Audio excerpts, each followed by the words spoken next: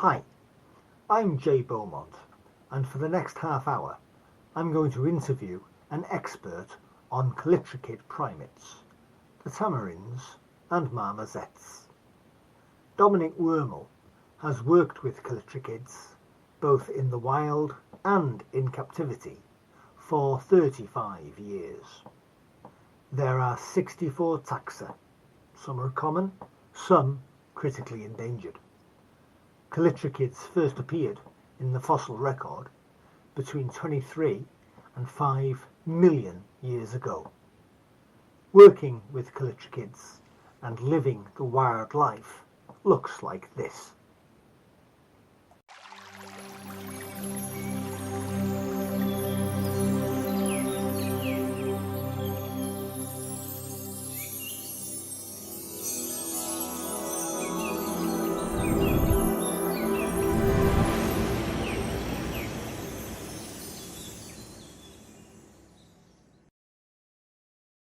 Dominic, what do you do?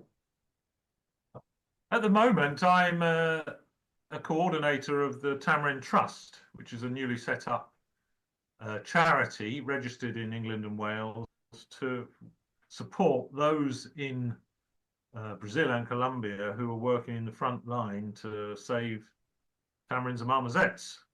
My background is that I worked with tamarins and marmosets in captivity for the last 34 years, starting back at Jersey Zoo in 1989.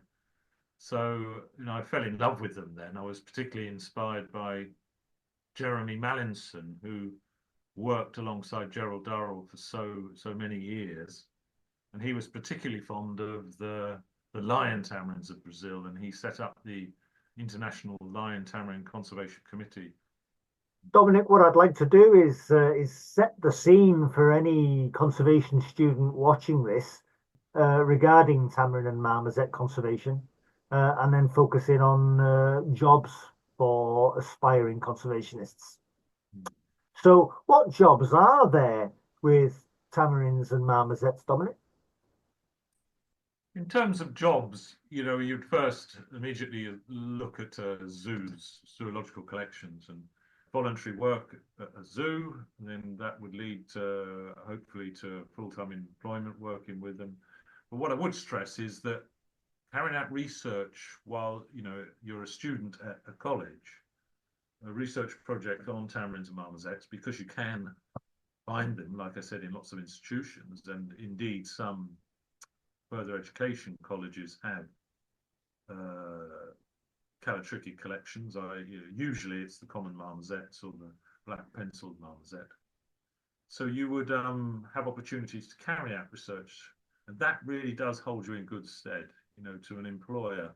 If they see that you've carried out research, you've also carried out voluntary work, it shows you, that shows the employer that you mean business. Also, if you do get a chance to connect with some projects in the wild and carry out research in the wild, say, for example, in Brazil, you would need to partner with a Brazilian to carry out research there. But there are ways that you can do that. I'm dying to ask, Dominic, what's the difference between a tamarin and a marmoset? Yeah, it's a very good question, that, and it's they are quite subtle, really, the differences. But generally speaking, marmosets are a little bit smaller than tamarins, and they're what we call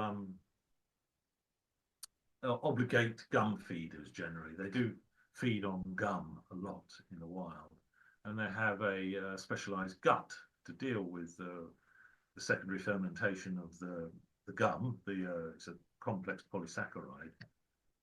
And they have a specially adapted, evolved jaw, so they can rasp into the bark of tree and create this wound that then seeps out the exudate, the gum.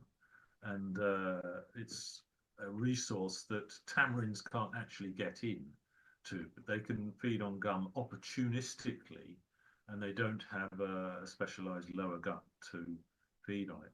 So they are what we call the marmosets of the short tusks. Because of this adaptation of the dentition, they have their canines are not proud of the incisors, and they have this a V-shaped mandible, whereas a tamarin will have canines are proud of the incisors and the other teeth. Both tamarins and marmosets do feed on insects a lot. So insects, fruits, and plant exudates. You know, those are pretty much what they feed on in the wild. And they will maybe take small vertebrates as well if they can. You know. I mean, both species, marmosets and tamarins, have undergone what we call evolutionary dwarfism. Ancestrally, they were a larger primate. But being small is fantastic in terms of the foraging ability. When we talk about the foods that I spoke about a minute ago, you know, you want to get into all the microhabitats up on a tree trunk, inside the cracks and crevices, go right to the distal ends of the branches to get the fruit. You know, the larger primates can't do this. For somebody coming to primate conservation from a completely different background, a mature student perhaps, the pay is not great, I'm guessing. Why do we do this? Why are primates important? I mean, to answer your first question, I think that we do it because of for the love and the passion, but also from a deep sense of wanting to protect them, wanting to make sure that they survive into the future. But the reason why it's important is because we need forests. Callitrichids are essential for pollination, seed dispersal in forests. And especially when you get that fragmentation of forests and you start to, if there's a chance for regeneration, some land's being bought. Marmosets and tamarins are fantastic at seed dispersal, and it's been shown, some of the work with the black-line tamarins by IPE, the organisation IPE, have shown that seeds that have passed through a black-line tamarin germinate far more successfully than seeds that have just been collected off the floor that might have fallen. So, you know, you've got all these sort of co-evolutions between the plant and the animal. We need the forests to survive, and we need them to be re-established if we're going to address climate change. Dominic, how would you describe tamarin conservation today? I mean, is there a model conservation project out there that is a success, and that there are other species that are in dire need of similar efforts? Yes, most certainly, yeah, exactly that. I mean, when we as zoo conservationists, speaking as someone who worked in the zoo for many years, and my sole purpose in that zoo was to forward conservation. The Golden Lion Tamarin Conservation Project's always held up. It's a marvelous project of how a species that was virtually on the brink, how a focus on that species and the building up of a conservation assurance population in captivity has restored that wild population. Now, from a few hundred back in the 70s and early 80s, you've got a population now, I think the latest estimates said 4,200 animals, which is amazing. And reforestation is happening. There's local landowners are joining the project, so more forest fragments are being brought under the sort of scope of the NGO, which the Association Mico Leão Dourado, which is the Brazilian Golden Lion Tamarin NGO there. And they do a wonderful, wonderful job, a huge amount of community outreach as well. Now, when you look at it on the map, it's still a tiny little patch forest. It's a success and it's moving in the right direction, but they're not out of the woods. You know, we know yellow fever is a huge problem in southeastern Brazil, and it's decimated the tamarin population there by about 30% 4 to 5 years ago. The other example, and thankfully yellow fever never reached western São Paulo, is the black-line tamarin, Leontopithecus chrysopygus. And that is the ultimate conservation project in terms of bringing the local community into the project where everybody wins. So you've got hundreds of families that are of small agroforestry plots that also planting indigenous tree corridors. They have become the conservation army that's planting trees. They've just finished a few years ago the largest tree corridor in Brazil. There was 1.8 million trees in that. I was out there recently, and it's absolutely stunning. You know, there's trees are 10 meters high now. You know, you walk down there, a flock of 15 macaws, blue and gold macaws, you know, fly out of the tree. And when I was there back in 2002, and the first trees were going in, it was a desert. So you think in 20 years, in our lifetime, a forest has been created. Absolutely amazing, you know, absolutely amazing. And there's lots of happy families there that are growing shade-grown coffee and this, that, and the other. And it's a living landscape for people and animals. And this sort of, it's not one or the other, it's both. And these are the happiest people you'd ever see. These people living in these agroforestry plots who run these community nurseries, from living literally on the side of roads. So, you know, poor people in makeshift homes and made of plastic bags coming into this, the Black Lion Tamarind project that's run by IFE. Got fantastic livelihoods now, you know, and biodiversity is winning. And they realize the benefits of, you know, looking after your soil, having agroforestry, having sustainable agriculture, which they know benefit them now, but also their family and for generations to come. And the longer it continues, the more established forest we get, and therefore the wild population, black lion tamarins, will expand. If anyone gets a chance, or any students, they should look at that project and cite that project. Claudio Padua and Susanna Padua set it up in the 80s and 90s, and now Larry Cullen has gone on to coordinate the tree planting program. Absolutely fantastic people. Dominic, is there a difference in the skill set needed between working on tamarins in captivity, as you did for 35 years, and working on them in the field? Yeah, I think working them in the field, you're going to need to have a vast amount of patience.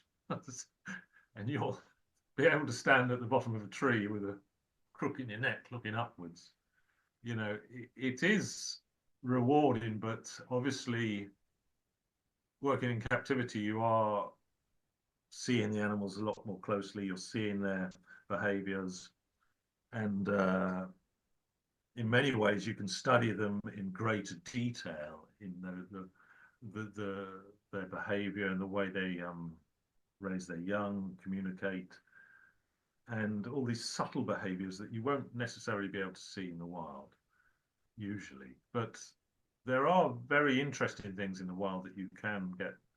For example, these GPS collars that have accelerometers, which give you a sort of daily diary. They can tell you if an animal was feeding, resting, how fast it was going, what it was doing, and they're fascinating actually now. And they're key, these daily diaries, to finding out what are the most important food resources are throughout the year. But yes, you know, the main difference is that you need to be prepared to be bitten. It's a little bit, obviously the place where you stay aren't as comfortable as your own house. And when I was there doing the release, I remember just stood at the bottom of a tree for hours on end. You know, it does wear a bit thin in the end.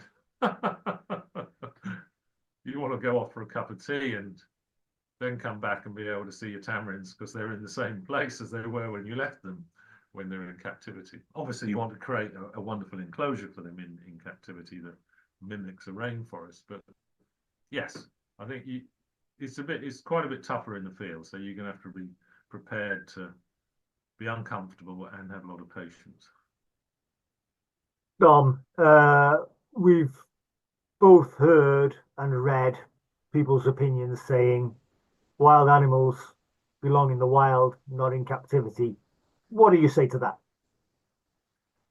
Yeah, I mean, you could say, argue in an ideal world, that would be, you know, that would be the case. But I would argue, where is the wild? these animals, especially a lot of the marmosets and tamarins that I work with, they are effectively in captivity.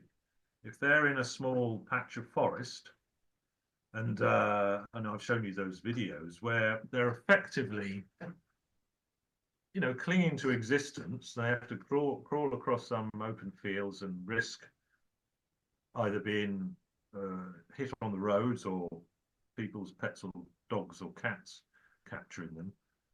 They're clinging to existence in these fragments. They are in captivity, so we have to manage them in those fragmented forests. And the skills that we build up in captivity, working with groups, remote techniques, that we can bring so much to that setting, and it's really important. The thing about zoological collections, they have to be conservation focused, and they have to be about welfare. They should be these icons for animal welfare, getting people to care, because if we don't care, we won't conserve, and about conservation. So you're connecting the viewer, you're connecting the visitor to that zoological collection, to the wild, to the situations in the wild. And by showing the animals in the best possible way is a very good way to do that. Now, if you ask me at the present time, should we be collecting animals from the wild? I think we should only collect individuals that are under extreme risk. So that would be a rescue, and then we set up a rescue assurance population. You would do that in the range country in specialist centres, like we're doing at the moment, and have a backup genetic population in captivity in zoological collections. But there are animals in captivity now, aren't there? There's elephants, giraffes, there's tamarins. Those we've got a duty for those individuals to keep them as best we can. So where we can, we have to upgrade their facilities, give them better, more enriched lives as possible. And that's the way zoological collections have to go. They have to be pinnacles of welfare, and they have to show animals in their natural habitats. And you could, for example, put the viewer in a hide. You shouldn't, I believe when you walk around a zoological collection, you shouldn't see cages. You should be walking around looking at different habitats, no matter big or small they are. We can create habitats. And the beauty of that is that you get a full repertoire of natural behaviors from an individual, and in particular tamarins and marmosets. Easy as anything to do that. There's no excuse for not enriching the life of a marmoset or tamarin. But then it becomes a fantastic place for people to carry out research. And we actually learn from these animals. We learn more about them, their lives, because we've recreated a miniature forest in their enclosure. Anyone who says that the road ahead is going to be nice and that there's not going to be any pressures on the wild are just fooling themselves. We need well-run conservation zoos more than ever, and we need a joined-up approach by all zoos to work to common goals more than ever as we go through this time of crazy pressure on the wild. I mean, this is slightly off topic, I suppose, but to somebody who's never heard that answer that you've just given and says, release all the animals that are in captivity, they belong in the wild, is that totally naive? Yeah, totally naive. Yeah, you can't release all the animals. They would die. They would die. Where would they go? You can, build in more forests. Yeah, that takes a bit of time, and there are possibly plans to reintroduce animals in the future, but if they were needed for genetic reasons. So, and in the case of the pied tamarins, there's, again, animals will be, patches of forest will be full of that particular species. So they will be evicted from those areas, end up in fields or on roads, and they'll die. And we know they die. Animals evicted from areas will die in the open country or on the roads that become easy easy prey. You know, you could save some species that have disappeared. Wouldn't it have been great to have a proper genetically viable population in captivity? You know. What would you like to see happen in tamarin conservation in the next 10 years? In tamarin conservation, I really would like to see a focus on planting tree corridors to restore connectedness between a fragmented population in the wild. So you're getting more and more crows. I would really like to see institutions that hold marmosets and tamarins to really step up to the mark and start supporting these conservation efforts to do for land restoration, because it's the best thing possible for those tamarins and their conservation in the wild. You know, forests need tamarins.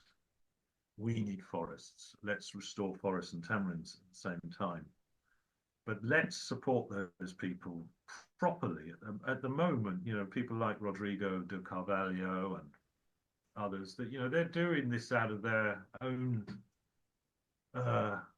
goodwill, because they're passionate. They don't want to see that, say, the mountain marmosets disappear. So they're working on a shoestring budget. So in a nutshell, yeah, I would like to see it taken far more professionally by governments internationally, that conservation has to be built into all their national budgets. Tom, focusing now on the needs of new entrants into conservation, what should interns wear for an interview? What you've got to do when you're in an interview is give the sense that you care. The most important thing is to come across with a sense of passion. Do your research on what the organisation is that you're applying to, and ask some key questions about what that organisation does, and show that you're interested in what they're trying to achieve. Generally speaking, if they see that you're a person that's passionate and you're really want to do something and you've got ideas, they'll be interested in you. But, you know, look like you care, i.e. don't turn up with mud all over your shoes and trousers. When I look back on some of the interviews that I've attended, gosh, makes me want to cry. I didn't get those jobs. Dominic, what are good questions that interns can ask at interview? I think that personally, if I was doing an interview, if they asked me about specific, if this is for working zoos, specific animals, and then asked about what sort of research can be carried out on a particular animal, that shows a sort of level of you've done your homework. Maybe cite a paper that you've read recently about a particular animal that you're interested in. I would also ask about the nature of the work, and ask about the protocols. You know, what are the protocols for working with a howler monkey, for example? What things to be, you know, how stressed do they get? You know, so you're asking questions that show that you're thinking about the animal's care and well-being. It's about the organisation, and it's about the animal's well-being, and how can we make things better together. If I got the job, I would I'd throw everything into this job, and I would work with my colleagues to come up with new ways of doing things, and I'd love to carry out research things. What are the research opportunities? We'll talk about the individual species there and their husbandry protocols. Where do our knowledge gaps lie in tamarin conservation? I touched on it before. It's more if we look at the behavioral ecology, and it's becoming sort of more important that we know food sources. What are the food sources right throughout the year with different species, in particular because, as I mentioned, there's becoming more and more fragmentation of the forest. And so there might be some fragments of forest that don't have all the resource trees there.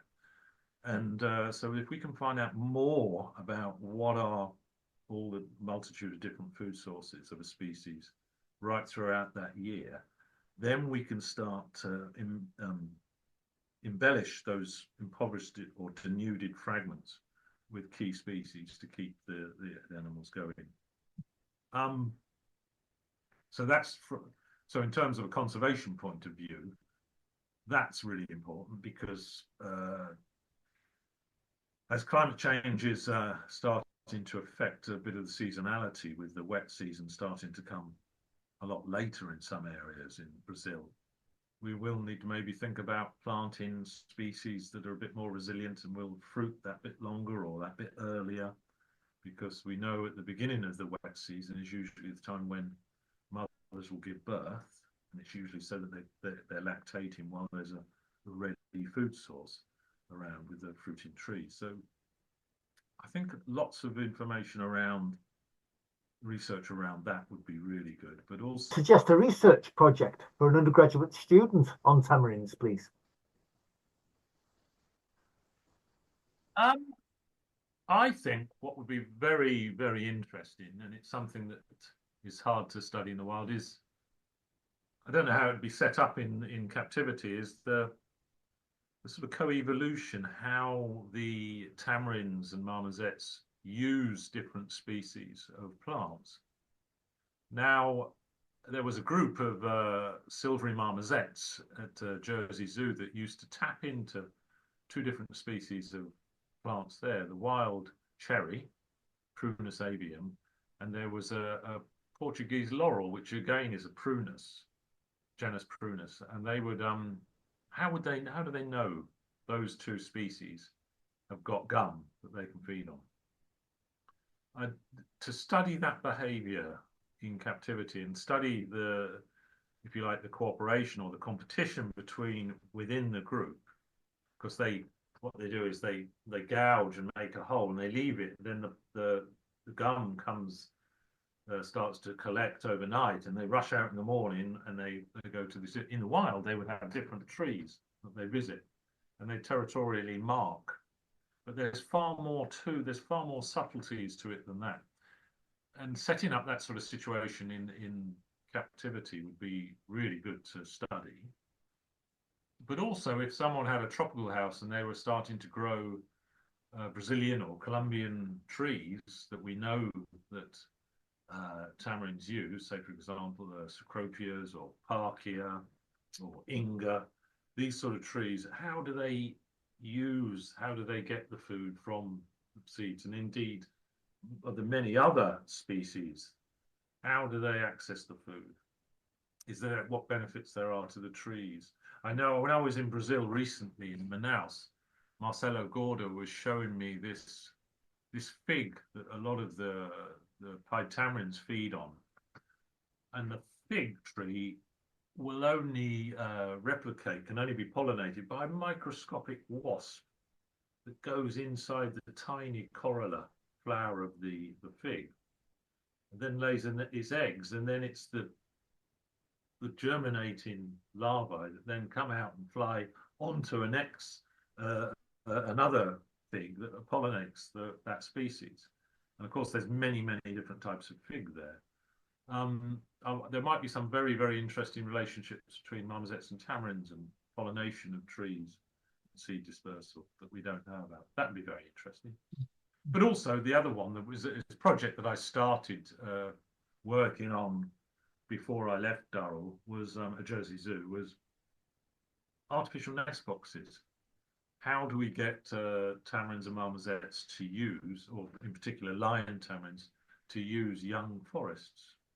You know, obviously they seek refuge and safety inside hollows in trees, and that's usually in a primary forest or an old stand forest that will have trees that have such crevices. And so that's one of the limiting factors that stops tamarins moving along the young corridors. So you might have planted these trees and they've got all the fruit and insects, but they lack the safe areas. So the tamarins are less likely to travel that far down them. But if you can provide these artificial refugia for them, these nest boxes, what are the best nest boxes? You know, there's a lot of sort of microclimate information that we need to know about that. What aspect, where are the apertures, all these things, because they're obviously there's certain areas that they want to go that they think they will be secure away from predators. So you want a nest box that's predator proof. Well, there's all these lovely subtle things that need to be done. So I think those two things would be very good, and that would help us with our efforts to regenerate forest, i.e. and create new habitat for tamarins and marmosets. Well, those are fantastic ideas. I certainly hope a student is inspired to pursue one of them. Dom, is there a good book, a standard reference text that people can go to on tamarins and marmosets? There's Marmosets and Tamarins by Anthony Rylance. He was the editor on that one. That's quite an old book now. And there's also Hershkovitz. He did the New World Primates, which is a great big sort of, I suppose it's all about the anatomy really. And the behavioral ecology stuff will sort of be mainly out of date. The IARSA best practice guidelines, they are really quite in depth, and they do go into a lot of the behavioral ecology of marmosets and tamarins, and they go through every different species, and in particular ones that have been are in captivity, things like cotton top tamarins, lion tamarins. There'll be more information on them. So that's and that's always being updated, the best practice guidelines. So yeah, and I think it's available. You don't have to be a member of IARSA to download that, as far as I know. Yeah. Oh, that's brilliant. Dom, is there anything that you'd like to add? If our audience is students, I would say, go in there, go for it, and be a champion for species conservation. There's a lot of species that need champions. So don't be put off. And your biggest asset is your drive and your passion. So that is your biggest asset, and want to make a difference in the world, whether it's in captivity or research in the wild. You are making a difference, and you can make a difference. You just got to believe in yourself. That's so. I mean, I remember, 25, 35 years ago, 40 years ago, I felt so helpless. What could I do? And all these things. And now I'd like to think that I have been a part of some species restoration in the wild. In particular with pied tamarins and black line tamarins, I've helped them to turn the corner, if you like, with those species. So yeah, you can, and you can do it. Just got to keep going. And that's what my words of encouragement would be. Don't give up and go and be working in a bank and get paid a fortune. Stay poor and work for conservation. Dom, you are the founder and director of the Tamarin Trust. Thank you very much for being on the Practical Animal Channel, Dominic Wormell. Thank you, John. My pleasure. Anytime.